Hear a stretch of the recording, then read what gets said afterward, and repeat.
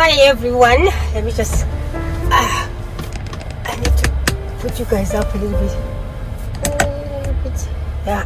Hi everyone, welcome back to my channel and thank you for tuning in. My name is Velile.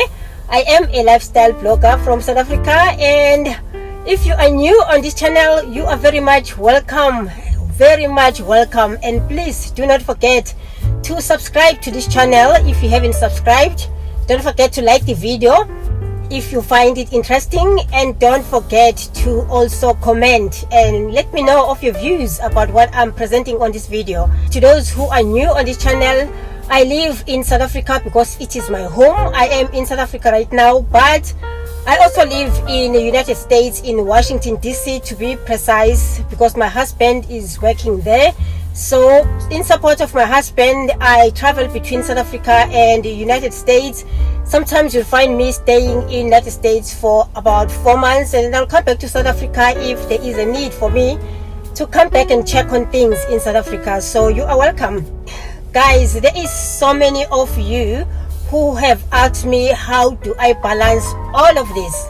Living in the United States now, living in South Africa, having 2 homes, one in Johannesburg and a big huge homestead in KwaZulu-Natal. How do I do that? And most of the young people are asking me to give some kind of like tips of how do I manage all of this.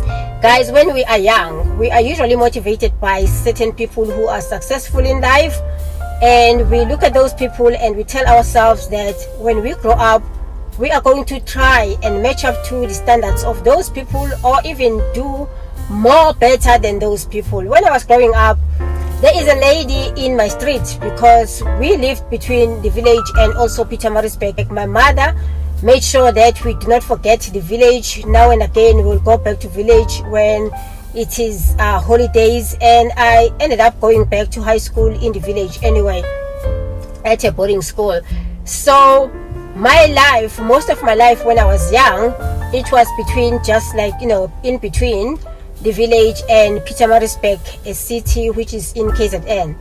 And there is a lady who used to live in our street. She was a nurse, and the way she carried herself, how her house was so beautiful and clean, and how she just kept it to herself, but at the same time she was more compassionate and loved people around her. I just looked at her and I just loved her life and how she carried herself, and I used to really imitate her with everything that I did. I mean, like making sure that I'm going to school, making sure that I carry myself like a lady, and you know, everything that I do, I need to present myself as that kind of a person who looks like and feel like they are going to be successful in life. So I did that. It just naturally came to me that I need to look at somebody and take what that somebody is presenting in life, take whatever I can take from that person. So sometimes these things happen to people when they are young. They are inspired by people, and you go to that person and try to get as much information as you can. For me, I was not like asking a lot of questions, but I was just looking at how she carried herself, and I would admire her, and I would look at her and feel like, you know what, when I grow up I just want to be just like this woman. She ended up being a friend to my mother also, because both of them, they were nurses, and they were also, both of them, they were also very compassionate, and they love community. So I love things like that. Growing up, I carried myself in that manner. I did marry very young. I married very young, guys. I mean, like, seriously, I'm not gonna tell you how old I was when I got married, but I married very young. But you know, during that time when I got married, I told myself, I was like, you know what, in this marriage I'm going to educate myself, I'm going to make sure that I earn my money, I'm going to make sure that I live in a beautiful home, I'm going to make sure that whatever I do, I excel in it. So that's how I carry myself. So when people look up to me, I always feel like, you know, I try to live by example. That's why I've started this channel, so that I can show people my life and how I'm living my life, and how possible it is to live that life, especially if you are coming from a very poor background, or coming from the rural areas, or you are living in the city and do not know what else to do with your life. Look up to people who can inspire you. You'll gain a lot in life. So now that I have people that I have inspired and they tell me each and every day, I felt like let me just share with you the tips and things that I've been able to do to try and make sure that my life is together.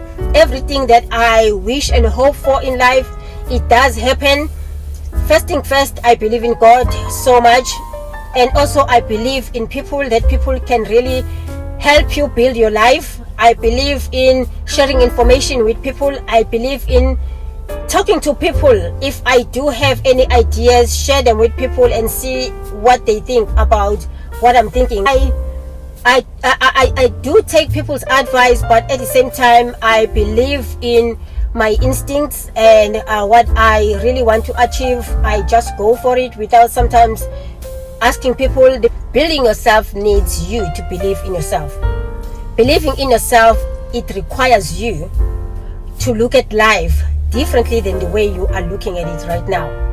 If you are looking at life as if life is going to present something to you, you are in the wrong life, basically. Life won't present anything to you. You will have to present something to life, and life will reciprocate by giving you something. I look at my life and feel like, you know what, if I want to start something, let me just like put my effort, my mind into it. Many people are asking me, how do I embrace the rural areas the way I embrace the rural areas? Why am I not like everybody else who wants the better life, which is in the city? I love the city. I love the better life in the city. But I also acknowledge the fact that I can build my life the same way I have built my life in the city, in the rural areas. I'm not talking about jobs, because at the moment as I'm talking to you right now, there are really very little jobs in the rural areas. If you want to go and live in the rural areas, you have to create your own job. Are there any opportunities to do that? Yes, there are plenty. Well, right now the infrastructure is, in terms of electricity, it has improved in South Africa, but people have been looking at the rural areas from far. Now I'm trying to bring the rural areas closer to the people so that they can see it on screen and how it has developed. And I've encouraged people to go back to the rural areas, especially South Africans who are children to mothers and fathers who were born in South Africa themselves, who are also tracing their ancestral lineage in villages, because I always advocate the fact that we are all migrant laborers here in the cities. All of us, especially our great-great-great-grandparents, came from the rural areas. That's where we can trace our ancestral lineage into the villages. But some people have listened to me and some have not listened to me, and some are still deciding whether they like this lifestyle. Hence they're asking me, how do I embrace this lifestyle and live in the village, in the rural South Africa, as if I'm living in the city? I have created this life not so easily. I have taken years and years of creating this lifestyle, and I have failed like everybody else, and then I've succeeded in so many other things. Now I am appreciating it. While I'm still not too old, but I'm old enough to appreciate it and be able to feel and appreciate life that I'm getting and the balance that I'm getting between everything that I've created from myself. Especially this is between my husband and I, but I'm just talking about myself because you are talking to me and this is my channel. So when I'm talking about myself, I'm talking about what we created together, my husband and I. We married very young. I was so young when I married my husband, and immediately after I married him, he got a scholarship to go and study in America, and off we went. I gave birth to my daughter in the United States. When we left, I already had my son.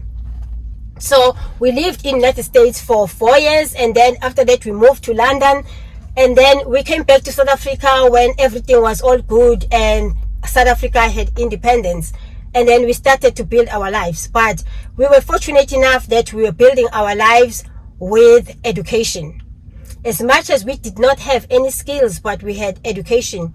especially my husband, if I can say that, because I came back to South Africa to also go back to university and continue with the university studies that I had already started in the United States. The reason I came back to South Africa first because my husband got a scholarship to go and study at the London School of Economics in London. So we left the United States and went to live in London. We lived in London for a couple of months. My mother passed away. I came back to South Africa. I left my husband to finish his master's degree at the London School of Economics, and I came back to South Africa. When I came back to South Africa, I was like, okay, fine. I had already started university in the United States, and now I can go and register at Wits University so that I can finish my university studies. From there, I went to PE and went to University of Port Elizabeth, moving with my husband because he got another job in Port Elizabeth. So we were moving like that. All of this movement with 2 children was not easy. So I have found out that there is no settlement between all of us. We keep on moving. Every time my husband gets a job there, we are moving, and I have to find another job that I'm going to do. I have to find another career, establish myself again and over again. So I found myself moving, and then I was like, okay, that's enough, that's fine. I'm just going to create 2 homes that I know are my homes. If I want to go somewhere, I'm going to go to this village, to the village. If I want to go somewhere, I'm going to go to... Okay, sorry guys, my battery died, so I had to carry on because I needed to come to the supermarket. But you get the gist of the story. My life is just like that. Intentional. I had to do everything knowing that I will live the life that I am living right now. I knew very well that I will have 2 homes. And intentionally, my husband and I created that life a long time ago. We just love the balance that it is provided by living in the city and also having a homestead in the rural areas. It gives us a holistic approach to life, if I can put it that way, because we are able to go back to the rural areas and live a down-to-earth life, but also not feel the hardship that comes with the rural areas. Looking at the infrastructure, that means we are in the city because we are working for the money that we are going to spend in the rural areas, if you get what I mean. So it's just like that. I'm not sure whether this has helped anyone who has been asking me this question, but I hope I did answer your question. Thank you guys for tuning in. I really appreciate each and every one of you. I hope you do structure your life. If you are listening and you are young, be intentional with what you want in life and create it with a partner that understands you. And also do not fall into a trap of listening to so many people who are telling you any negative thoughts about what you want to achieve. Just go for it. That's all I can tell you. Thank you guys again for tuning in. Until the next video, bye bye.